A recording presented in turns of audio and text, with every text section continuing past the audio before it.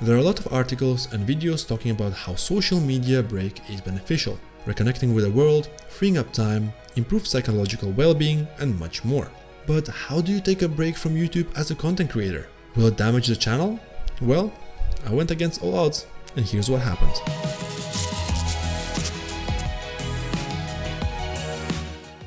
Всем привет, welcome back to my channel. If you're new here, my name is Elvin, and on this channel we explore filmmaking as well as strategies to max out our life in order to live a more productive and a healthier life.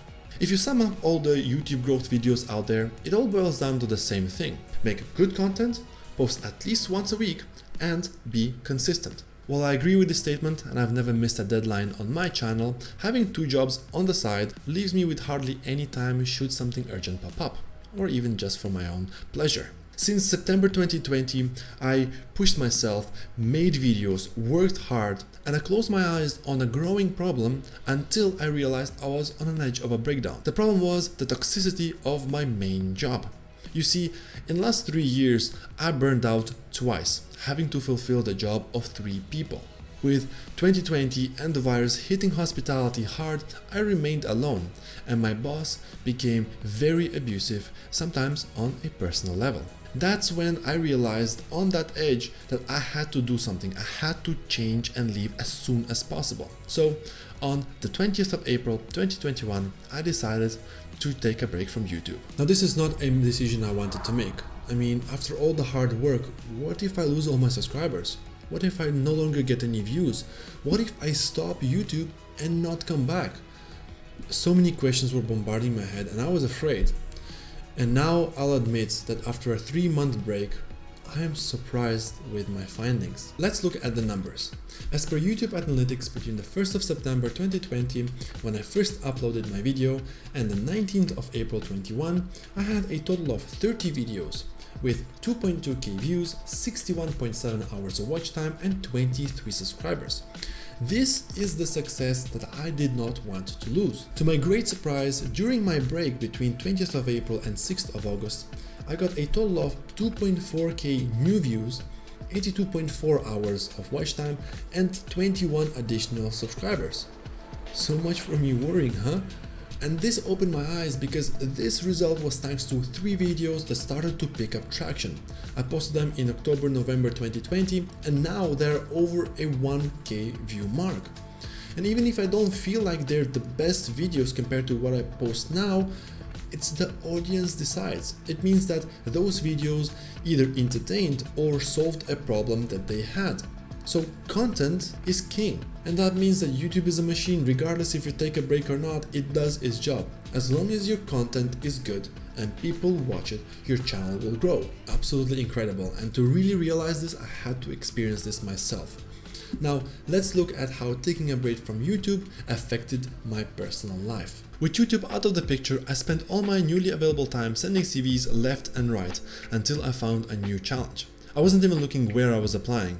That's how desperate I was. I will never forget how my now current employer asked me, "So tell us, Mr. Tiagi, why would you want to work for our company?" And I replied, "Honestly, I just saw the opening with your recruitment agency and just applied." The company then revealed that they were the 2nd largest gas and chemical company in the world. Having secured this, I filed my 60-day resignation notice, claimed my 5-week vacations, and I was out of this place in no time. While I could return to YouTube, I decided to take the free time and to recharge. I took a step back, I slowed down my life, I started rebuilding my mental health by resuming routines such as meditation and reading. I binge-watched movies which I missed for the last 7 months. I went back home to Ukraine to visit my family, and I reconnected with all my friends with whom I barely spoke in the last 7 months. It was a much needed therapy, what I call the new beginning. There is a quote by Buddha: "What you think, you become. What you feel, you attract. What you imagine, you create."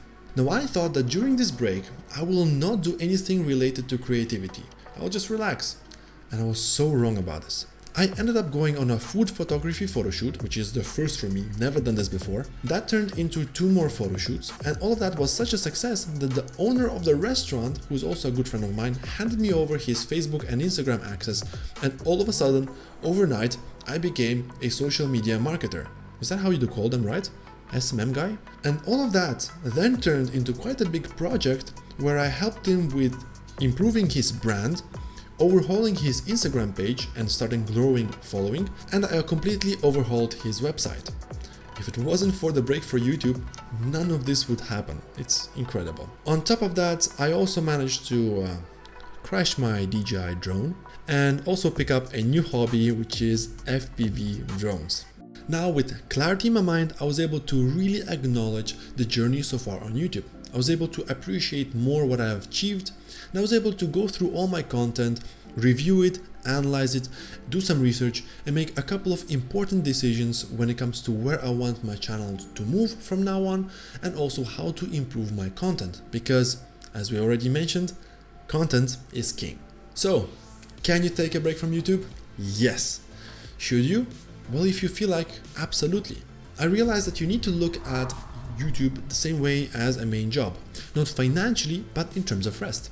We all need that vacation time to relax, to have some fun, to get inspired, and most importantly, to avoid a burnout. And that is way more important than chasing subs or views.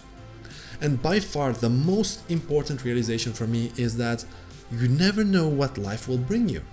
If it wasn't for the break, I wouldn't get involved in photo shoots, I wouldn't get involved in social media marketing, and I wouldn't spend time sitting digging through code understanding how to change the appearance of a website. But now sitting here, I can tell you that this is +2, maybe even +3 things to my portfolio and also to my toolbox that I can provide as added value to my future clients. And most importantly, what you're seeing right now is a couple of pictures from those photo shoots, which I consider to be my proudest shots. And it's these shots right here that remind me that I do have some skill in this profession. And this, my friends, is my motivation to carry on.